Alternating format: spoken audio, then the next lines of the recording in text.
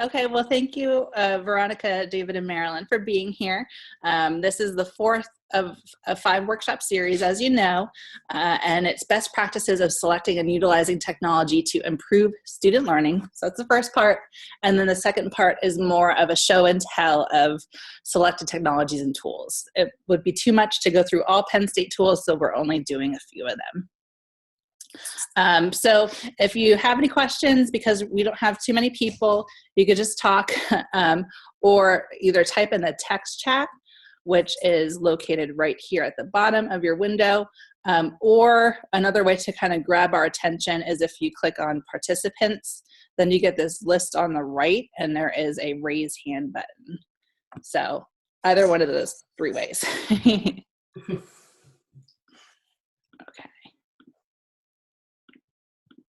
Oops.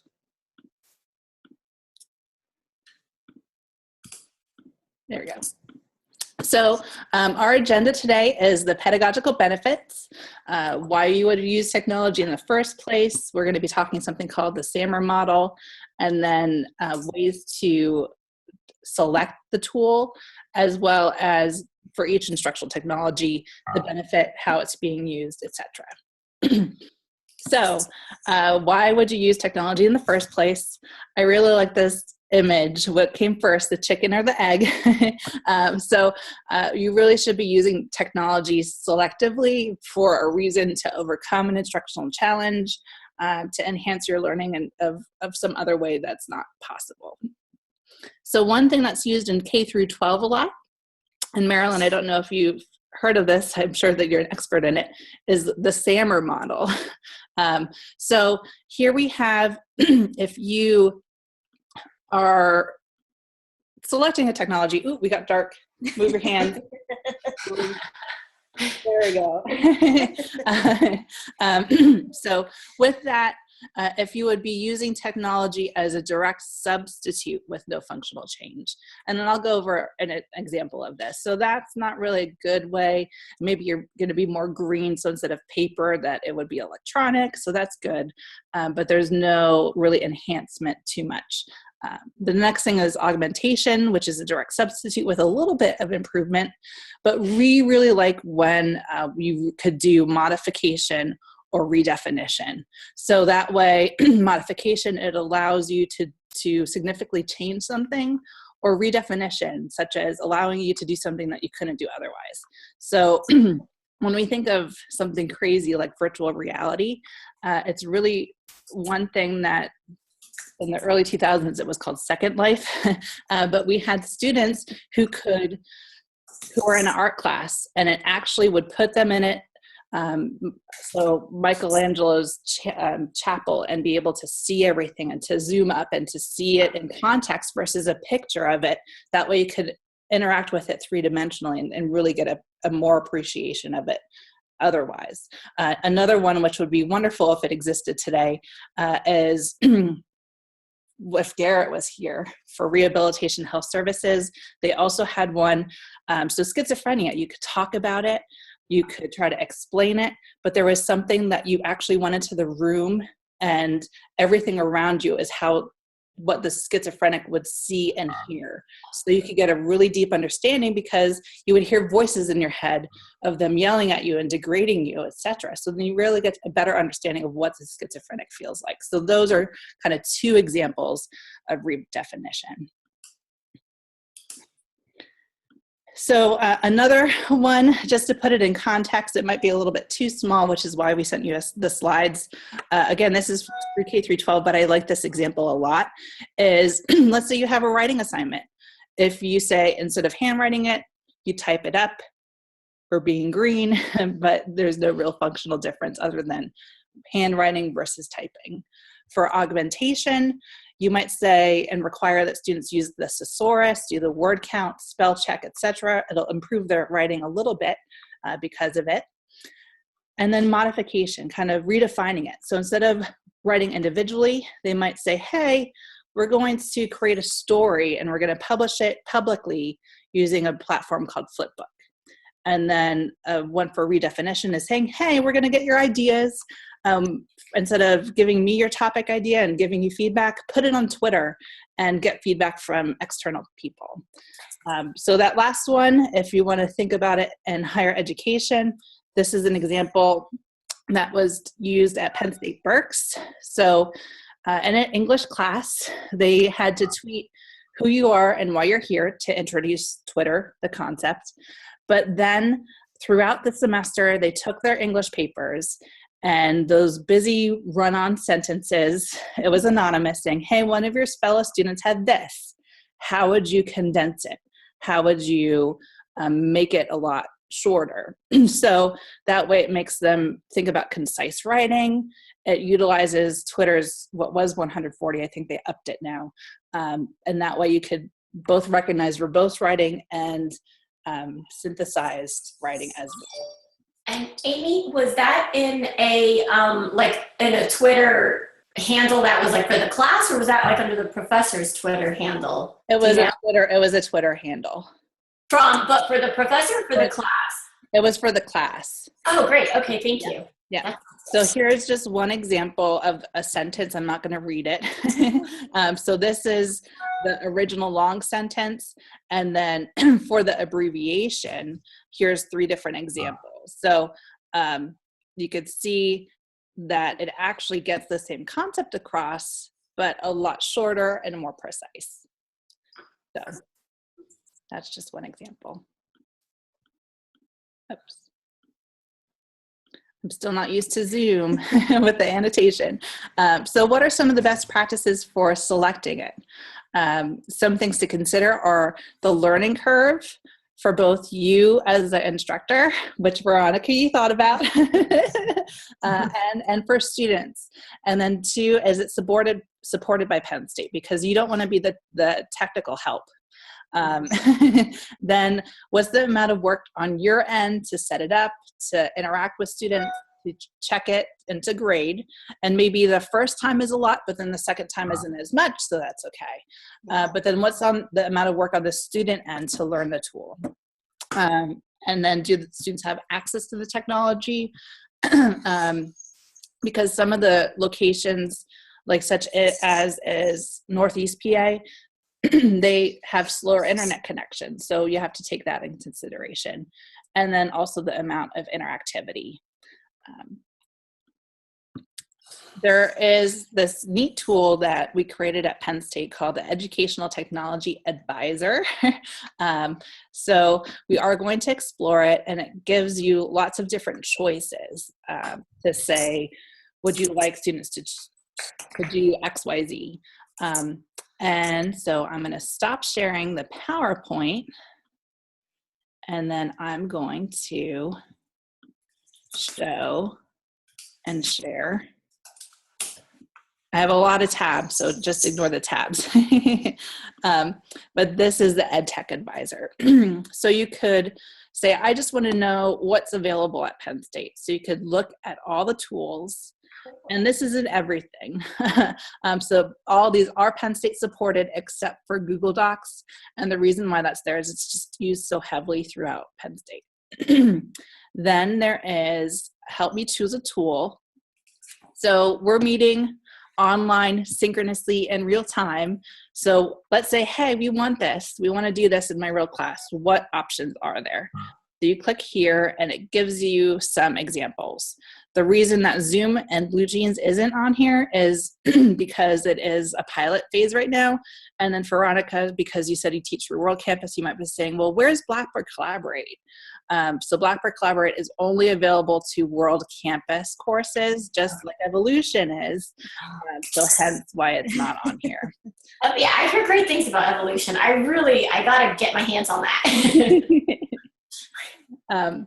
Yeah, so then I'm going to go both to, I'm just going to pick one. I would like to, or I would like my students to, and I'm going to do I would like to. So let's say you want to demonstrate something. So these are all action verbs.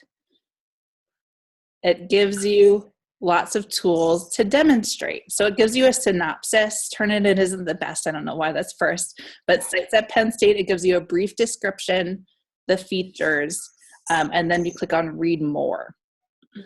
So for each tool, and some of that we are covering today, this has a very lengthy kind of pros and cons, some best uses, where to get started, and we might get kicked out. We were told that we might get kicked out, so we're going to have to move room locations in a minute. So then we will kind of go in and move around. So bear with us. Well, this is great because it has like VoiceThread, and I know some of my students introduced me to that, and I didn't even know that we had that feature. So this is actually really good. I didn't know where to find this. Thank you. Yeah, good. Okay, so then what we're going to do is we're going to have you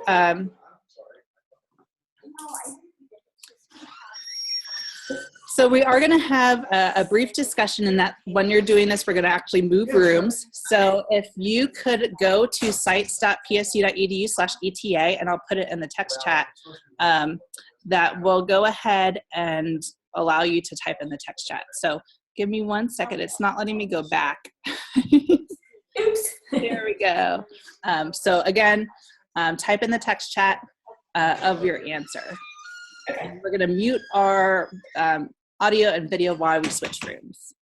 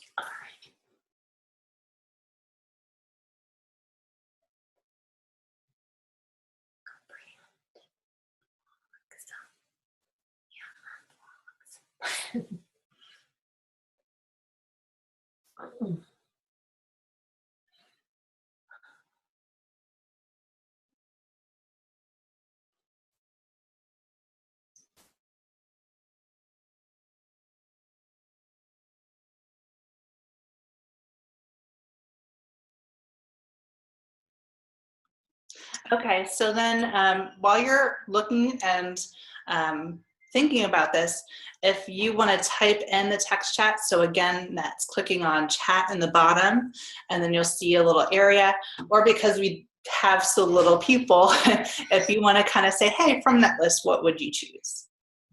Oh, can I say it? Is that cool? Yeah. Okay. Yeah, it's easier than typing. So basically what I picked a bunch of them because it looks pretty good, and like comprehend is that, and then I just went through those. And then the one I was most interested is because I do teach accounting and I do have to teach auditing, which is a writing intensive class. So I also picked write. And I think the one that I saw some blogs in iWikispace, and I think there was something with access. Well, I saw the Canvas learn the Wikispace. Okay. Yeah, is what I saw as well. So that was pretty cool because I didn't know we had Wikispaces. I've used that in the past in other institutions. That's pretty cool. I was excited.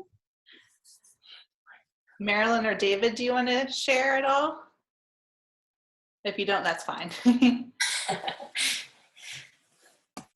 I just picked the visualize part and got the big list of everything that you can take a look at. Because I think from what I've seen is that kids really, I don't say kids, I shouldn't say kids, students really seem to like that visualization.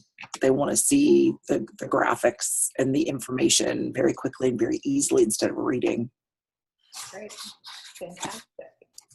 But now, a quick question with that, because I didn't see, that's awesome. I just checked that because I missed that, Marilyn. Thanks for sharing. But I didn't see, like, is there a place in there that you can create, like, those graphics? Because when I'm looking at it, it just seems like a lot of the same tools are obviously repeated because you can use them for more than one purpose. But is there something in there that you know of that easily you can create, like, a visualization without having to be, like, a fabulous graphics designer or something like that? So those, again, aren't listed because they're not Penn State supported tools, but there's lots of different ones that we could. Oh, gotcha. Oh, I keep forgetting that. Sorry. Thank you. What I like, and it's nice for you because it's twofold. It will help for accounting, but then also teach them a good business skill. Is called an infographic. So if you just search infographic creator, I just did that actually for my syllabus in this semester because I always get like a bunch of questions, but I had a friend of mine that was a graphics designer creative, but I actually did that because it was a colleagues of mine, her research. And I was like, this is a great idea. So I created an infographic for my syllabus and I just tested them Tuesday on it. So let's see how much they remembered. Wonderful. Okay, so the technologies that we are going to cover today are Clickers / Reef, Doceri, I love Doceri, Lynda.com, Size of Penn State, VoiceThread, Yammer, and we're just kind of looping it together called Group Project Technologies.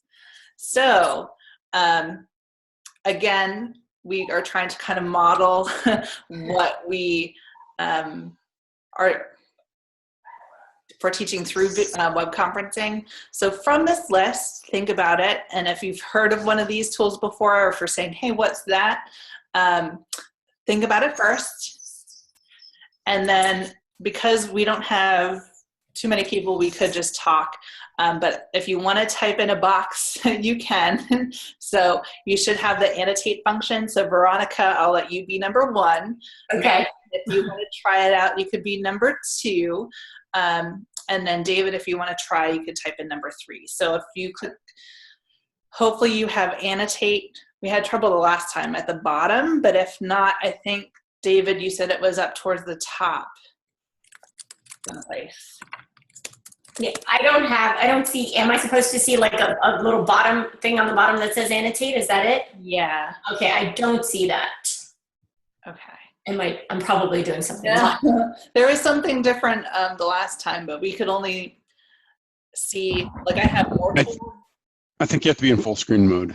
Oh, okay, that could be and then under options at the top. Options at the top. The arrow next to options and click on annotate. Oh, there you go. Thank you so much. Spectacular. Thank you. Hey, half the battle. Yeah, so then if you click annotate, you could either draw or type on text like we did the last time. Okay. Type in one. Okay, I can draw, and then I can type? Yeah, you could type to, if you click on text. Okay, I thought I did that. All right, maybe. Okay, I'm probably screwing this up. Yeah. So if you're, so as we said during session 2, like if you do this a lot with your students, then they'll easily know how to do it. But we wanted to give you a little bit of a break and allow you to practice. Yeah, and Veronica, I just, in the chat, I put 2. They're not approved, but I mean, if you're looking for something real easy to do an infographic, I like both of those. If you want it for your online courses. And then Marilyn also put in chat that she created many visuals and then uploaded to Wikispaces. And there's other things that are unapproved out there. So. Okay. So I'm trying to do this very unsuccessfully, I see. Because I'm trying to put in there that I use Doceri and I use Lynda.com, but I'm just not able to do this. That's fine. You click Spotlight at the bottom. There's like a list of various annotation tools. So you had Spotlight selected. So if you click on text. Okay. And now I was trying to click on my number 1 and I was trying to click on text in that row first. And then I did. Okay, so I have that selected and then click on number 1. Okay. Yeah, I just see my name or half of my name, but oops. Yeah. Okay. No, it's not. I don't know. Something's not right. Sorry about that. No, that's okay. You said it, so that's good. Yeah. It's easier that way. Yeah, good. Sorry. Oh, great. I'm going to grab these. Thank you. Okay, and so for each tool, we are going to introduce it, go over the benefits, and then where and how it is being used. So from here, I'm going to pass it over to Julie unless she gets interrupted. No, that's fine. Did you tell them what was going on? I wasn't sure if I caught that. No. So Okay. Well, real quick. So Amy and I are here for a course that is part of the Shared Programs REACH initiative. And I'll just show you real quick. Can you see that, Veronica? Yeah. That's the Beam robot. And so we had to deliver it. So we're actually both at Penn State Hazleton. But anyway, there's somebody else coming in to use the room, and Amy's in another room, and I jump back here just because there's students and it's open, and I think, I don't want anybody to do anything with the robot. So, but sorry about that. Okay, so back to clickers. Have you used clickers, Veronica? No, I use Poll Everywhere. I got pushback when I was using clickers because it's bulky and all that stuff, and they had to pay more money for it. And right. At Greater Allegheny, our students don't want. I mean, I already have them get enough with the publisher stuff, and then so I just use Poll Everywhere because my classes are 340. So that makes a lot of sense. Yeah, we've heard that a lot. There is a phone app that's made by iClicker. It's called Reef, and Penn State for a semester, maybe it was 2 semesters, was doing a pilot, and so it was free to students, but now they have to pay for the app and to subscribe and to do it. So I've had faculty say, no, I don't want to, and they use Poll Everywhere too, because so but anyway, so the clickers are basically like a TV remote. You can do multiple choice. The instructor can show how many responses if they want to. I know there's a lot of faculty that use them at UP and the College of Business because the courses are such large enrollment, and they do use them for attendance and then also grading, and they grade their responses. So and so this is just kind of the benefits. I'm sorry, go ahead. I'm sorry. Does Penn State have like a Top Hat or something like that, or that has the attendance features, or it's all through Canvas? Well, I know some folks use Top Hat, and I also know a person in our unit was kind of harassed by the people from Top Hat, but I don't think we're going to be going with them. Amy, do you have anything you want to? So it's been asked a lot through different channels. So I think that whole, whenever you use a tool, it has to go through law and legal. Right. So I think risk management. So I think that one might be vetted since people use it. Oh, Top Hat. Yeah. And the people who use it, make sure they go through risk management. So that's the only feature I found that I didn't like about it was I like the Doceri, the annotation that you can use your iPad, and I'm a Mac person, so it works seamlessly for me and all my devices. But with Top Hat, the annotation was kind of jagged, and I know I get better annotation with Doceri, so I can give them notes, because otherwise my students don't really take notes, and then they ask me the same bloody questions over and over again. They're like, no, we talked about that. Yeah. So I won't focus too much on clickers, but just the idea that it kind of, gives faculty, and same thing with Poll Everywhere, kind of to gauge the understanding, kind of do the formative assessment. Also for the students that don't want to, speak out, it gives them an anonymous opportunity to share what they know. And also I think the game aspect is helpful too. Students will say, okay, and they're kind of more engaged when you're doing it. Okay. So Amy, do you want to talk about Stat 200 or just? Yeah. So this is just one, just to show you the interface. So it's an kind of on the fly overlay. Whereas some other tools, it's integrated in PowerPoint or something like that. So here it's multiple choice, and then you could show the answers. And then that way you could say, hey, C is the right answer, but everybody picked these other ones. And then you could address it. So it's really good for that quick gauging Sometimes it's good at the beginning of class to see if people read something, or if you cover a concept, ask another one as a follow-up to see if they understand it. So typically, if you are going to go down this path, I know Veronica, you said Poll Everywhere as an alternative, but if you are going to have it be graded and tracked for grades, Clickers does have that benefit, the Penn State supported one, but there is an associated cost. So Do you know how much that is roughly? Is it like $20 or so?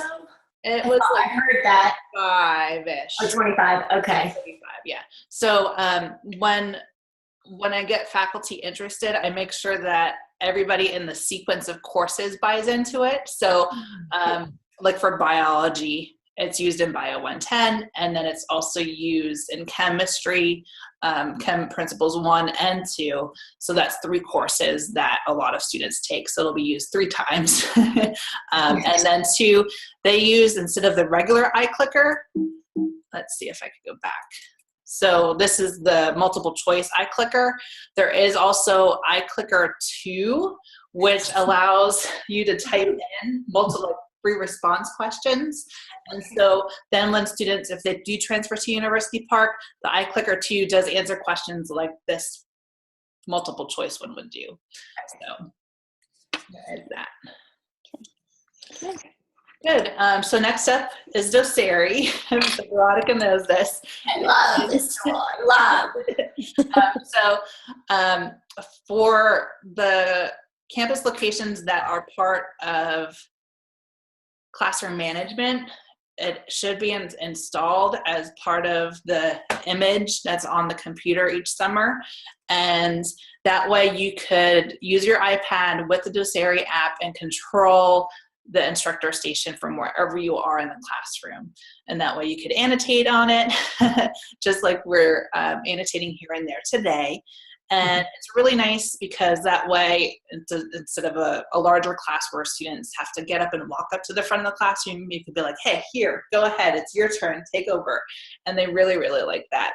I think it's more, at University Park, I think it's used more that way. And it's neat to see when other instructors do it. But for my experience at the Commonwealth campuses, it's used more so for the other 2 ways, which is to create video-based lectures and annotate documents for grading. I actually use it in the classroom, and I use it for examples, like here, a math example. So I could, because you can, like, so I'll take like the example from the textbook if I get more than one question, especially like my hybrid or my online classes, and then I'll post it. And then every note I take, like I don't record my voice in the classroom, but my notes are recorded for the class. So I PDF that and upload it so they can see it. And that way they're not busy taking notes.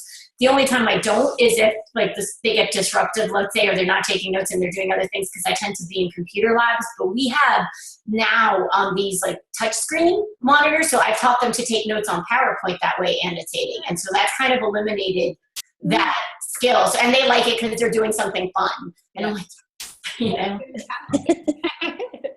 if you love accounting, I'm happy, you know, because usually I'm not the happiest person. I think us math and science, we're not happy people, supposedly. No, that's great. Thank you for sharing. So here's just one example of creating math. And then because you're familiar with it, we're not going to go over YouTube video, but for those, if people are watching the recording, there is the YouTube video here as well. So some in-class benefits, which Veronica said, you can move freely around the room.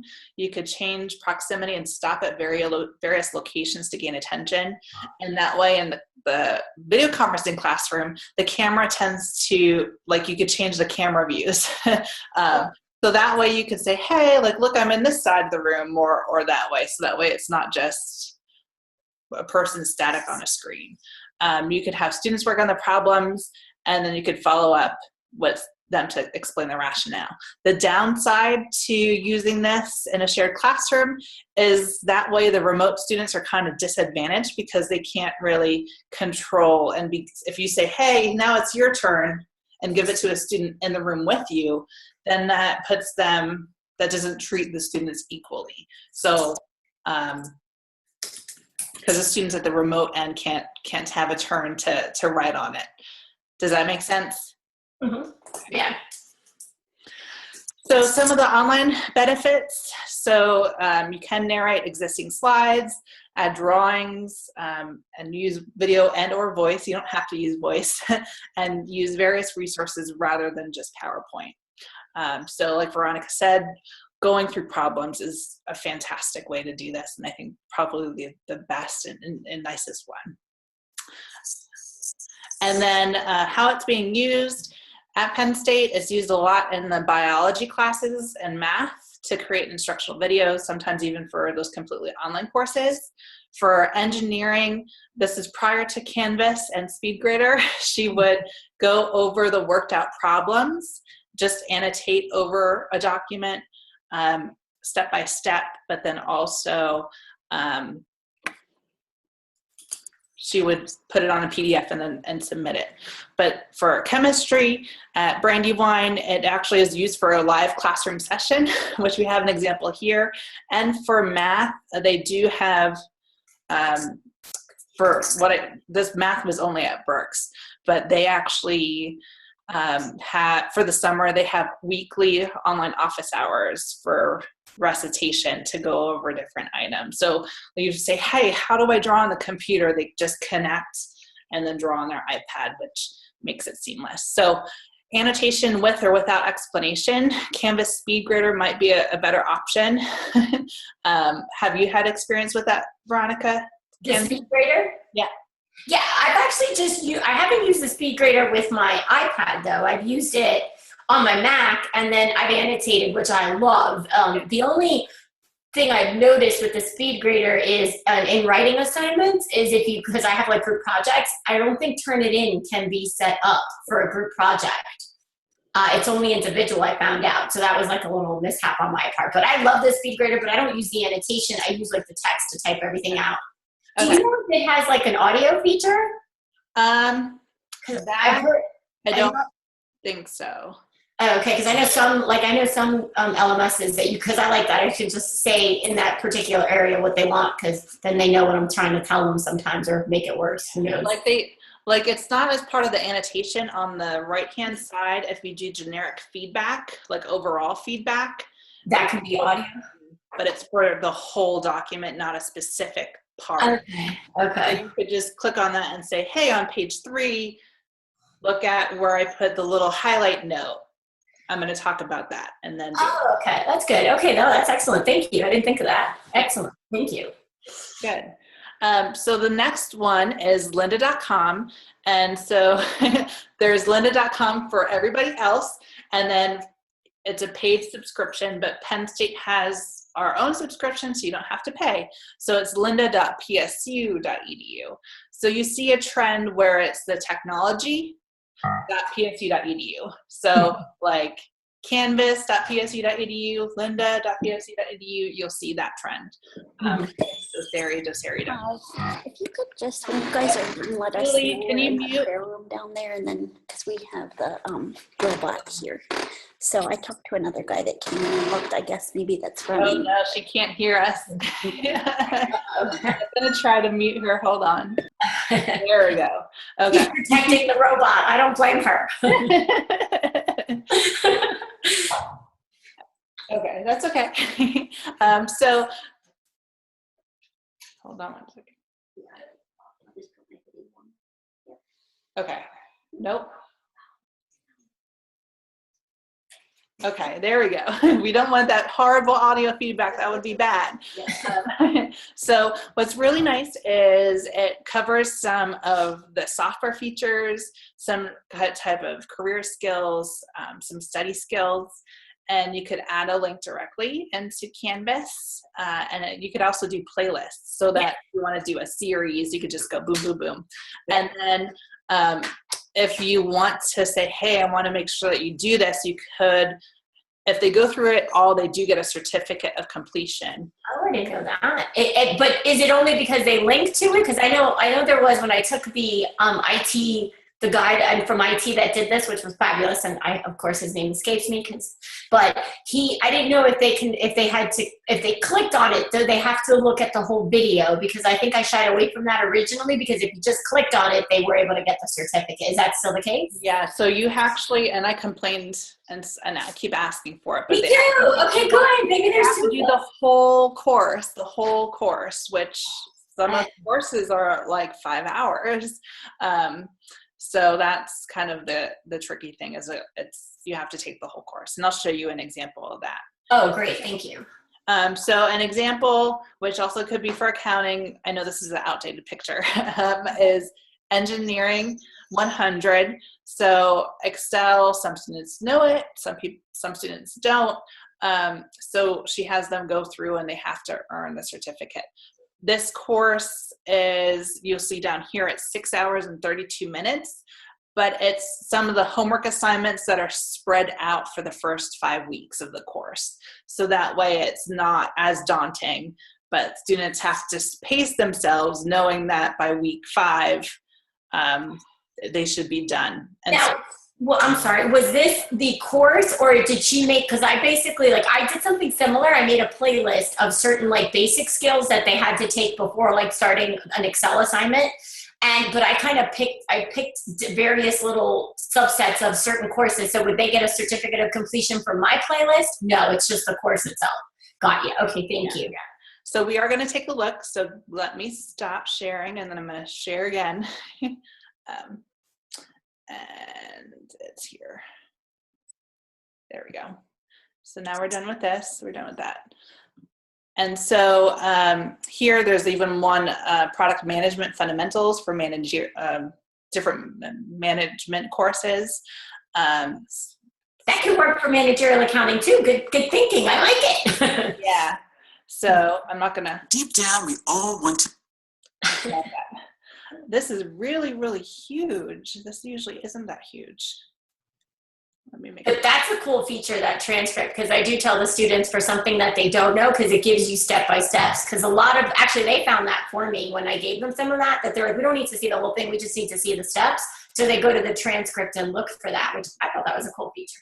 Yeah, and then too, just with everything, we have to think about accessibility. And so having a transcript doesn't meet the requirements for accessibility. It's closed captioning. So here, when we play it, you'll see that it's highlighted, and then we actually have the captions and subtitles like a television.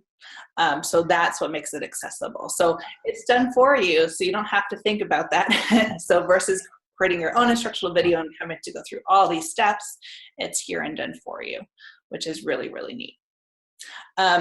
So again, you could see that a course has different kind of chapters. And then if a student comes back to it, let's say they go through here, you could do intro and 1 for the first week, then do 2 and 3 for week 2, then do 4, 5, and 6 for week 3. And how would you assign that? Would you just create a playlist for that, or would you just give them the link to this and tell them? What's the best methodology you've seen to do? So you could actually do a link to specific parts of a chapter and say, and put that link directly and say, hey, you should be working on this part now. Okay. And then when students do finish it, they'll see when they come back, they'll see where they are. It'll be marked that they watched these. Gotcha. So then at the very end, that's when they get the certificate. And then what that looks like, it should come up. Is here. So I'm not a Mac person, but with this job in May or end of April, I asked if I could take it because I need to learn. So it's always there. You could view and print it. But for you could say, hey, once you're completed, I want to see that you have it. So you click on share, and then you could get a link, and then you could say, hey, this is what you would submit through Canvas, and I can verify that you took it. This is really neat because instead of printing it, and somebody who might be Photoshop savvy, and they'll say, hey, you take it and I'll put my name on it. This links to their account, so there's no way to get it. I like that. And then two, especially for you, Veronica, with business students, is LinkedIn. LinkedIn bought out Linda. So that way you can have it on your LinkedIn profile. Ooh, that's excellent. Thank you. For business students. Good. I like that. I didn't, so they can put that right on there. Excellent. Yeah. So is there any questions about lynda.com?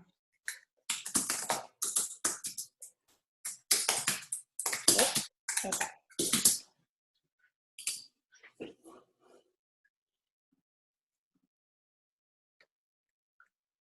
Okay, so again, some benefits are you could use it as pure instructional material. You could also do it as supplemental, saying, hey, as a prerequisite to this course, you should have known X, Y, Z, but if not, then you should catch up on your own by looking at these.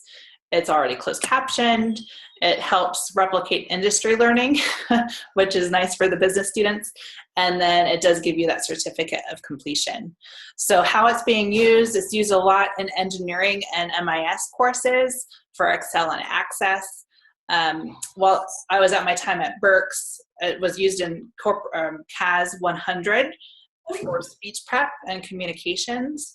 A lot of times it's also used for study skills and to say, hey, if you're not ready for an online course, brush up on your time management by looking at this.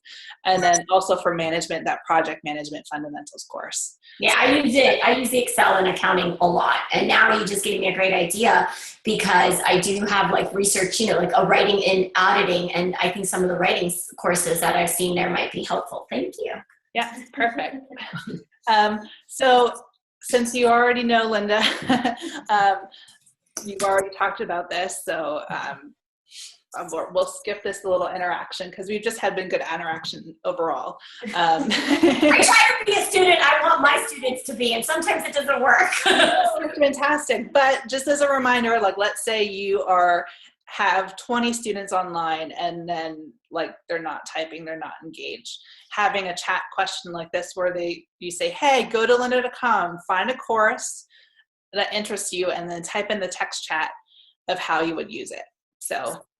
And you get great ideas that way. I get a lot of good ideas sometimes from my students, especially when I ask them. They're very vocal when you ask them, like, what worked today in class, what didn't work, or hey, what did you like about this project or not? Oh, I get a lot of honest feedback sometimes, and I'm like, ouch. Fantastic. Good. So now I'm going to pass it over to Julie. Yeah. I like the ping pong effect. This is great. Yeah. So I don't know if you've heard about, it's been around for a couple years, Sites at Penn State. Okay. I've heard about it, but I haven't used it. So I'm interested in this because this is like new. I haven't taken like any technology classes on this yet. Yeah, it's really pretty straightforward. And when you open it up, it pretty much looks like a word processing program. Pretty easy. You can, pick, they have Campus Press actually just took over, so now they support it. It was just being supported by, Penn State programmers locally in TLT Studio. But I've had some issues I run into with Campus Press, and they're like on the ball. They're right back to you right away. So it's good. I'm glad we got into that service. But so most of the instructors that we know have been using it are doing it kind of as maybe a class blog where they kind of have it set up and then students do posts. Or they could each have their own individual blog. Some of the things that they want them to accomplish and the blog, fits into helping the students get these things done is reflections, essay, health blog, English reading, classroom assessment. There's a really good site we have here, portfolio.psu.edu. And Heather Hughes, I don't know if you know her or not, she's another designer in our unit. This has really been kind of her baby, and so she has a lot of great resources in terms of academic portfolios. So, for example, Amy and I work with the Corporate Comm program, and we just worked with I'm sorry, what did you say? I'm going to bring up the portfolio while I do that. She's going to show you while I'm talking. So we work with Corporate Comm, and it's a shared program, and it's across 4 campuses. And ideally, we would love, especially because of the focus of the major is communication, we would love it to be something that every class in the program uses, right? And so ideally the students would start the program and they would meet some of the course goals and then showcase that through a portfolio, and it would continue throughout the program. So with the goal of all the faculty kind of buying into it and saying, yes, this is authentic assessment, and at the end the students will be able to show what they learned. But we have to kind of do baby steps. So there is a instructor at Worthington Scranton that he's wonderful. We love working with him, James Hart. And so he asked us to work with his students, and Amy, to show, I guess you. Just give me 1 second. Oh, sorry, she's still Keep going. working on something. But we worked with his students back in September, kind of to get them kind of moving and started. And so they're gonna, as part of their class grade, they're working on a professional e-portfolio, and then they do an internship the next semester. And last spring I worked with a student, and it was a small, I think there was maybe 3 interns that he was working with at the time, but she was the first student to graduate from that shared program.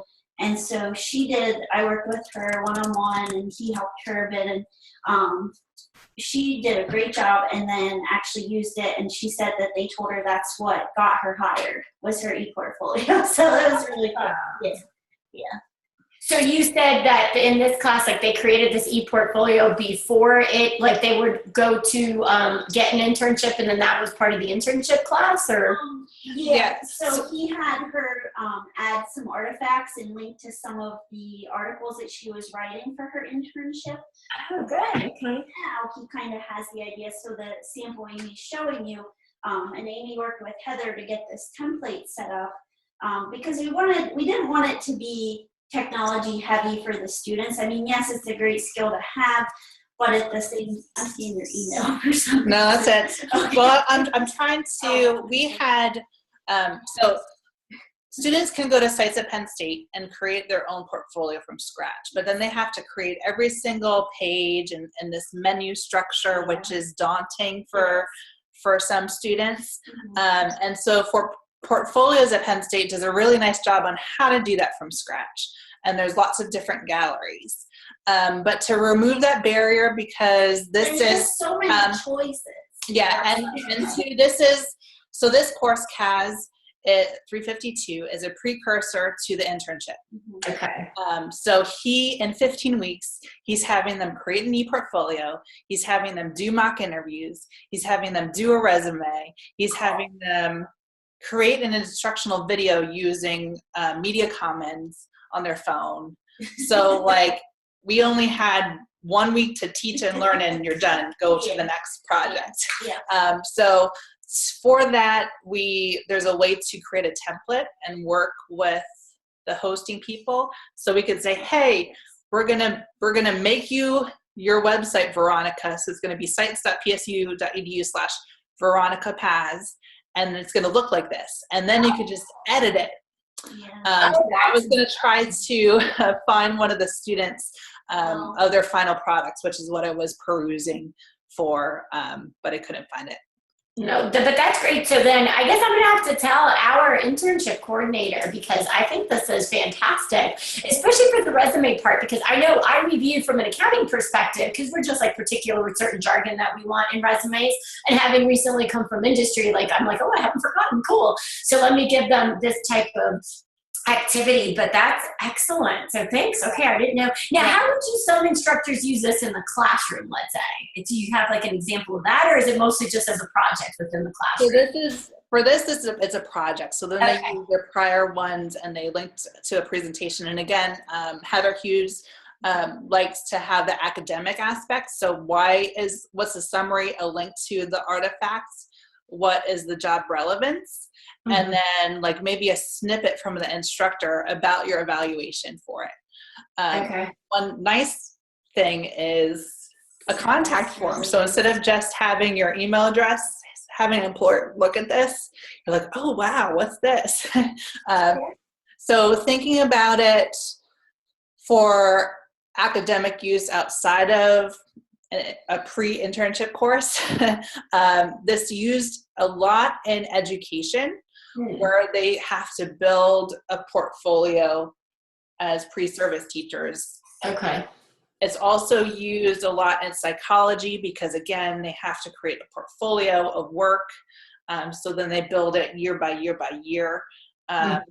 So that's another example.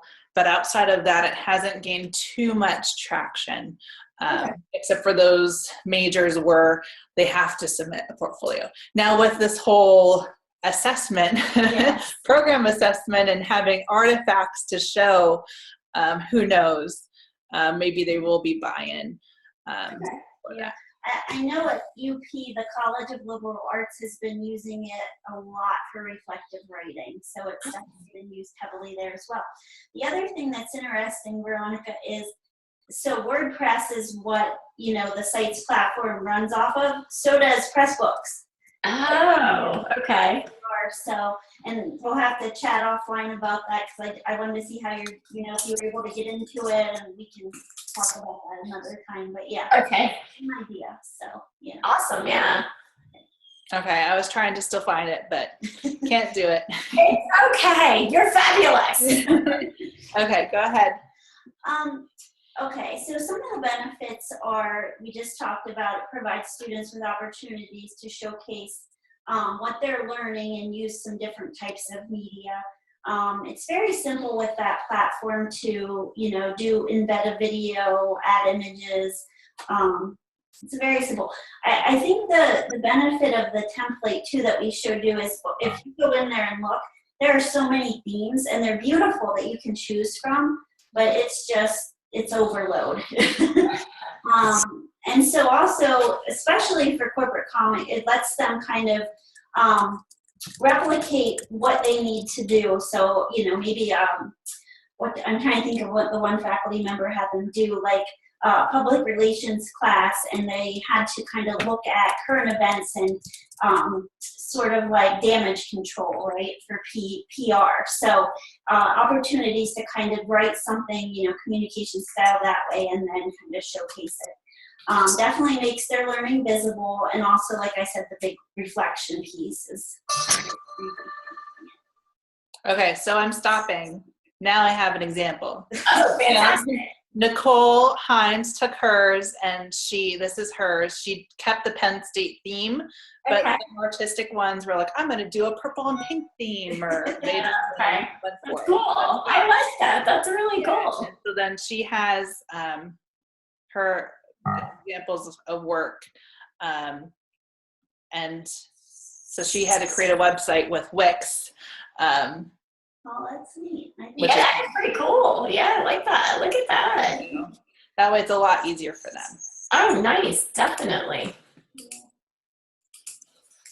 Okay, there we go. And then this one, you said about evolution. Yeah. And so we don't really have the equivalent of it. I know Penn State Schuylkill, for their shared nursing program, uses sites at Penn State as a replacement to evolution.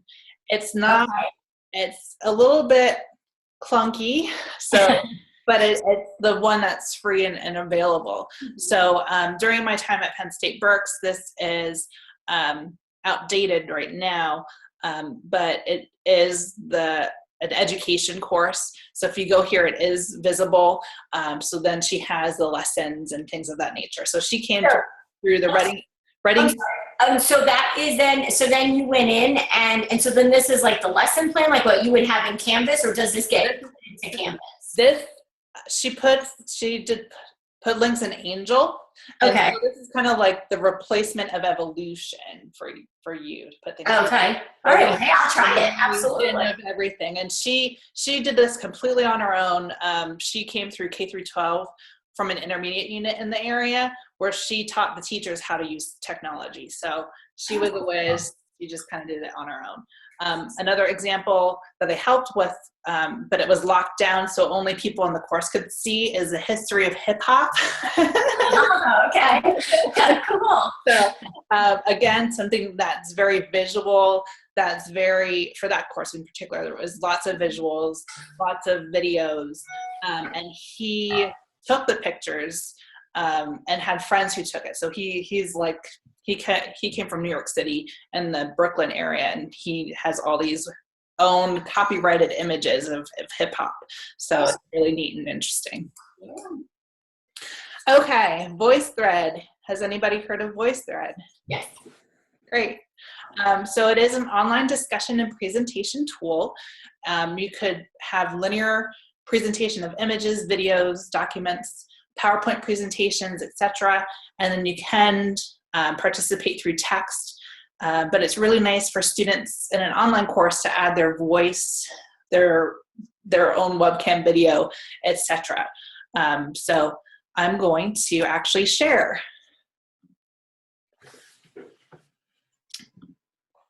Because I hate when people say, hey, let's just talk about this tool, and then they don't show it to you.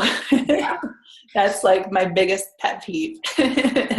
So again, you see voicethread.psu.edu, so that same naming convention. If you ever get lost, that's what you would do. And so I have a PowerPoint. This is a little bit outdated, but you could see that I'm going to play it just as an introduction. Sure. Hi everyone, in this presentation we're going to be covering active learning. When selecting and designing activity. So you can see I just did audio, and then Rungun Nathan, he answered and did his own little answer or question, but he did text. So it's really nice in that Research. in that you can kind of break things down. But it's really nice that students can add their own perspective anywhere.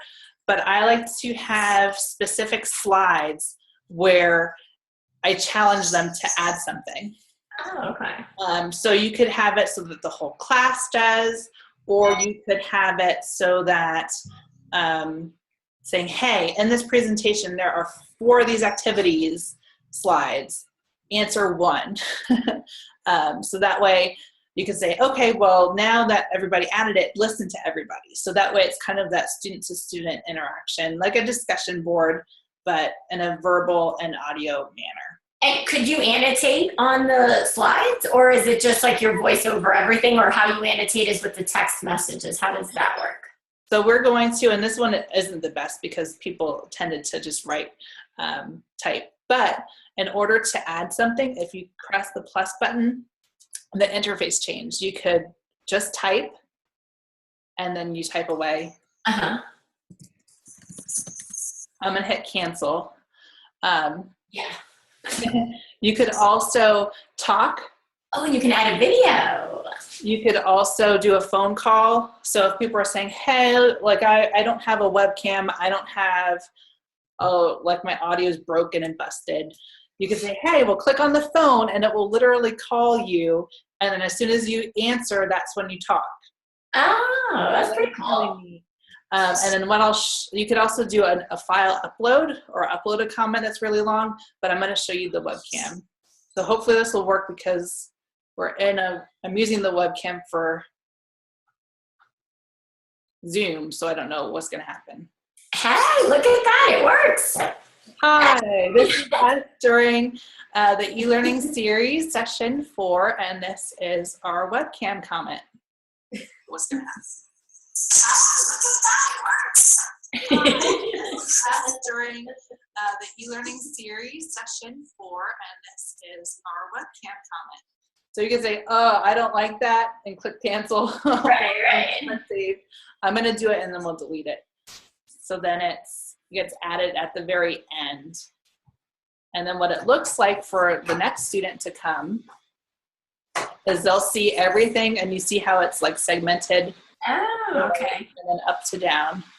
And can you download this and like upload it as a video, or no? It's just all through VoiceThread. It's all through VoiceThread. There's some workarounds, Okay.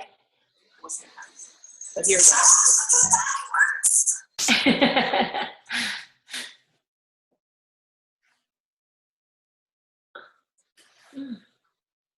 Okay.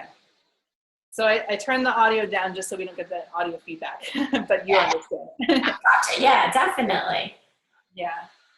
So the one thing that is Another important that you have to be careful about, or have a backup plan, is this is not really accessible too much for hard of hearing students.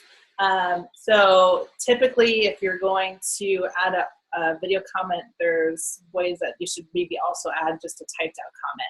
And then you said about annotation. When you do, I'm just going to do audio. And when you are recording, there is a little button at the bottom that allows you to pick colors, pencils, and then you could circle. You don't get the typing, so then if you're trying to do like math or counting, Yeah. it's not the best. Come on, we can do it. Yeah. That's pretty good with a mouse. So then again, it shows it. So there, Okay. so there we go. So again, benefits, you could use it for online lectures, again, for feedback on assignments, but maybe Canvas Grader, Speed Grader might be better for online discussions. But if you're saying, hey, I just want audio, I don't need the visuals, Canvas has a feature where you could put audio comments. You could have an audio discussion board, so to speak. So that's really good for like Spanish or things of that nature. That's true. And then if you say, hey, we had a bad snow year, but we had to do student. Don't jinx us. So this was used for student presentations where they created, that way it's an easier tool for them to use. So they did their presentation this way, a straight up PowerPoint presentation. And they also they were supposed to have a poster presentation in another course where they just uploaded the huge PDF of what they were going to have. And then they zoomed into different parts of it. Oh, cool. So, and then how it's being used. This example that you could look at later is for artistic feedback. So Dean is an instructional designer at Lehigh Valley, but he also is well-versed in photography. So he teaches a photography course. For marketing, it's really good for like advertising courses where you have to analyze an advertisement and break it down. English for reviewing papers, and then for stat and that education course, it was for those poster presentations or just straight up presentations. So now I'm going to pass it over to Julie. Okay, I think my audio's okay. I don't think I need to turn it on. No, you're good. I'm good. Okay. So have you heard of Yammer, Veronica, or have you used it, or? I have not used it. I heard of it as well from like the IT, like stuff, and but I have not used this one. Okay. So Yammer is really, there's two different ways you can use it. So what's shown here is a network, and so you can create like a network, and then it is just for your class. And so that's nice. And when I was at Oral Campus, I worked with faculty in the College of Ed, and they did that quite a bit. And you could also create smaller groups within there. And so Amy kind of just put that up in small group discussion. Some people do use it as like a class cafe, kind of just casual conversation somewhere for students to kind of talk and work on things together. Amy has an example, I guess, from Berks about the citation exercise, and if they have it correct, then they would get the thumbs up. The faculty member would like it. So I've also had instructors use it so that if a student posts, they require everybody to hit like to show they read it, right? You can also, it's kind of like Facebook. You can, I don't know if you're a Facebook user, but you can tag, you can tag people, and then it kind of, I have it set so I get an email if I'm tagged. You can also use it on your phone, which is nice. Internally, our work group, Marilyn, I'm sure you're learning this, is Matt loves to use Yammer, so oftentimes you'll get a little message from Matt via Yammer. So I have it on my phone, makes it really handy. And when you tag people, can you tag them to do something? You do the @ symbol, and then Right. and if they have it, I think it's if they have it configured, they get the alert that they have a message or that you tag them. Oh, okay, good. Assigning things to them, I don't really think so, but this is again one of those illegal technologies. Amy and I learned about it at Penn State Harrisburg, and it's Taskmeister. Taskmeister, yes. Yes, Yeah. Taskmeister. And you can use that like for a group project and then assign different tasks to people within the group. Oh, okay. That sounds like that might work for that. I've had faculty, and this was more when we were in Angel, they liked using Yammer as opposed to the Angel discussion forums. They felt like it was easier to follow. There's also a way you can, I think it's still called Topic, select a topic. And so I had instructors at World Campus that used Yammer. They would say like, well, actually, this looks like lesson 1 discussion. That's probably what they did there in the example. Well, this was an example, again, from that same education course. So if you go to yammer.psu.edu, it's like everybody at Penn State. Yeah. But you could create like an external, it's called an external network in that bottom left-hand corner. And so that way it removes the confusion for the students, because then you could kind of set up the discussions like you would in a normal Canvas Angel thing. So if you see on the left, this was a summer course. So she had one discussion topic per week where she said, hey, here's what you're supposed to answer. And so then what students would do is they would first post their original response up here, and then they would go to somebody else, like let's pretend I'm Malwinder, and I do have permission to show this from Caitlin and from her as well. So then let's say I already did my original post and I'm responding, and it would show up here. So students really like it because it looks like Facebook to them. Especially, again, it was like how Angel was so outdated and antiquated. And then too, because it was a summer course and they liked the phones, Yammer was mobile friendly. That Sites at Penn State, again, was mobile friendly. So they liked it because that way they could be out and about. I also heard from instructors at World Campus that use it. See how it has the online now? It has like a little chat feature down here.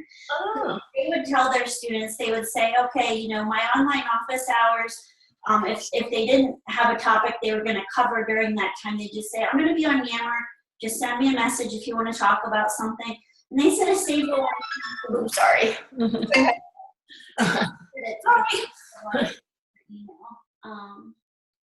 Yeah, so that way if you say, hey, I'm going to have, let's say you do a lot of online courses, you could have online office hours where you are in Zoom, but 9 times out of 10, you're just sitting there waiting patiently. But at least for like, say, hey, if you want to talk on Zoom or Adobe Connect, I'll be there, but you have to ping me on Yammer first, and then we'll go from there. So that way you could be grading and doing other stuff during that valuable time in case nobody comes. Right. Excellent. I like that. Thank you. Yeah. Cool. So since we do have a few minutes, and this last part won't take too long, what I'll do is actually go into my Yammer, which is a lot. I can imagine. Yeah.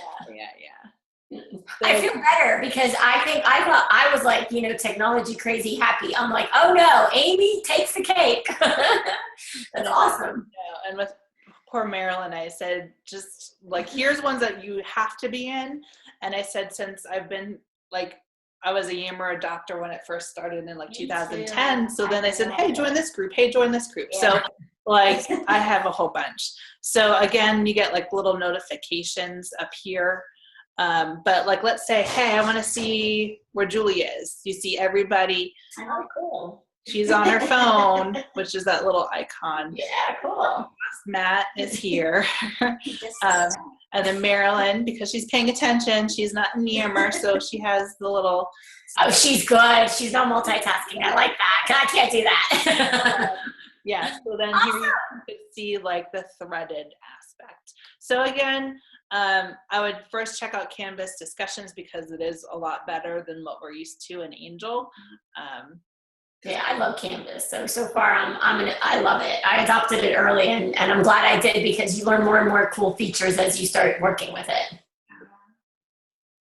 Okay, so group project technologies. There's lots of different possibilities, such as Box for storing files and sharing files, Canvas. You could use Yammer, which we kind of talked about. Oh, for some reason, it's not showing. Yeah, it's kind of funky. That's okay. I have it in the PDFs that you gave us. Here, give me 1 second. Yeah, sure. I love the PDFs because all the links are, you can just click on it and bookmark it. So thank you. That was awesome. Yeah, perfect. And so again, we try to model what you would be doing in an online synchronous course. So the slides, I think unless maybe you didn't delete them, just like the last time, they didn't have those interaction questions that we're going to ask you. So that was more on the fly. Oh, she didn't delete them this time, but typically that's what we try to do. That's okay. And so there's many different possibilities, but we are going to focus on Canvas groups. But if you're interested in others, we can. It's really nice because you could have group projects, activities, and assignments. So there's lots of different ways. So you said about wiki spaces. Yeah. Canvas, like a page to present content, you could actually, there's an option to say, hey, I want this to be a wiki page where students can edit it. Yeah, I've seen that. Okay, I didn't know what that. Okay, good. I think I've seen that. Okay. You can do it directly in Canvas. And that way it tracks the changes of who did what too. And so for one of the groups, we said, okay, we'll have a wiki page for group 1, another for group 2, and they're just working on it directly in there.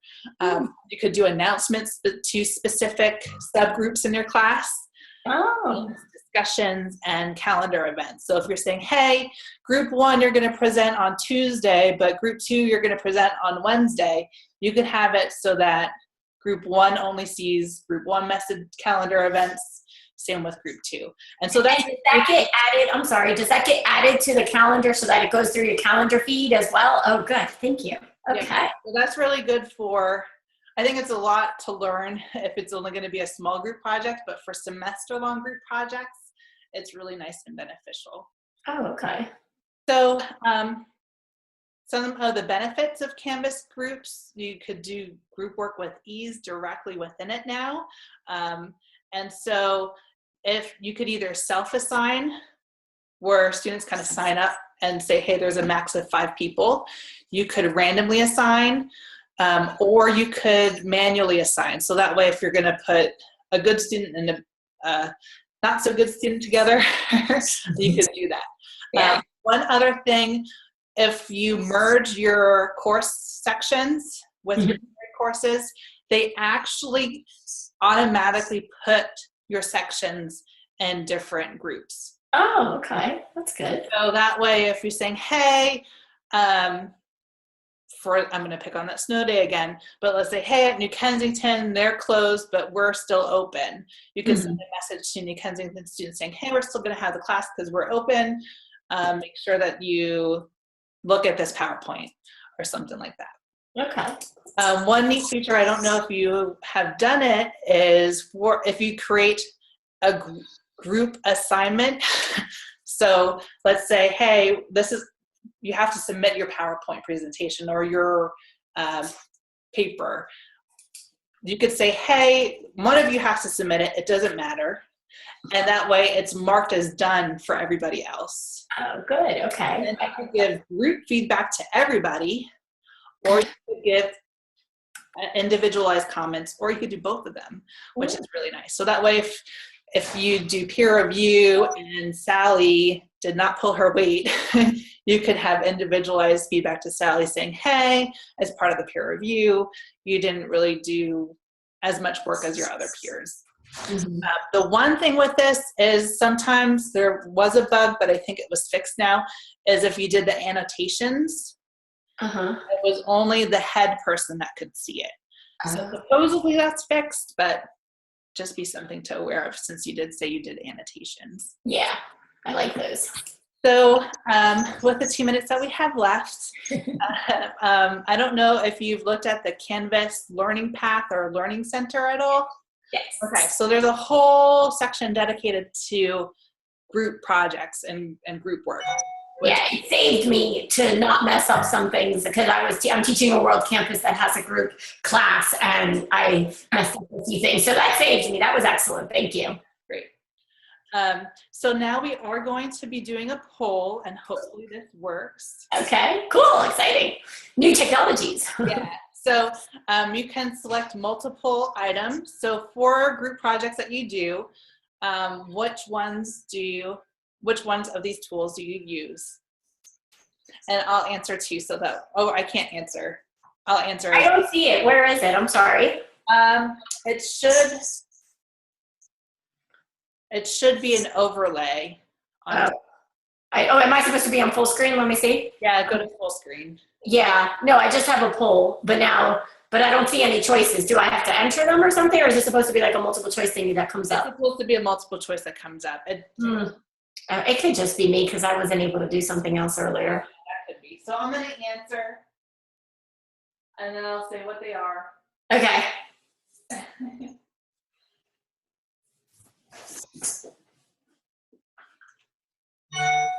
Okay. So I'm going to end the poll. Oh, it might be because I'm sharing. I don't know. Maybe you should see it now. No, I see you. Okay. I think. So with our one vote, which I acted as Julie. She put Google Docs and Canvas groups. So the choices were Google Docs / Google Drive, Box at Penn State, Yammer, Canvas groups, or other. Yeah, I've used Box in some class, like early on, and then since we moved to Canvas, I've been using Canvas groups. So good. Awesome. Fantastic. So that's it for our presentation. We just want to we like to share and to share examples of use, I think is really, really good. So do you have any questions or comments at this time? No, it was fabulous. Thanks. I appreciate it. I'm going to actually try some of this fun stuff and see how I can incorporate it into because I'm teaching in the spring. I want to teach some classes that are like online, in class, or hybrid. So that way, and so basically the lectures would be recorded. So I'm going to try out and I'm going to email you, Amy, to see if I can get that listing, like the items that replaced Zaption, because I think that would be cool. Thank you. Great, wonderful. I had real good news for you too, Veronica, before we go. I love good news. I can use it every time. What's up? I think we were talking before about the accounting 211 and how the faculty member was looking for some kind of cheaper solution in terms of homework systems from the publishers. Right.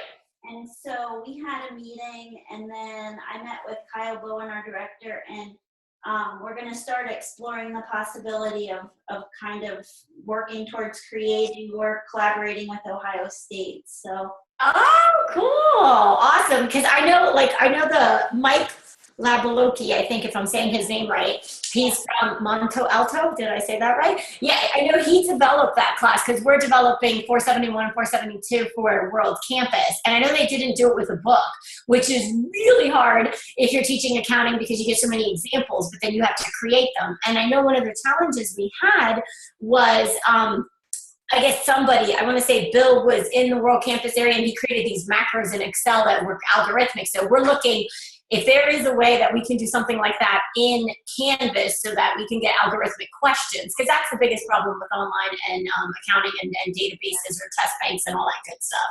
So that's fantastic. That's promising. And I'm actually going to teach 211 now in the spring for World Campus. So I'll get firsthand on what's happening. So that should be pretty cool. Okay, great. So hold on one second. I just want to stop the recording. So thank you for those who are watching it.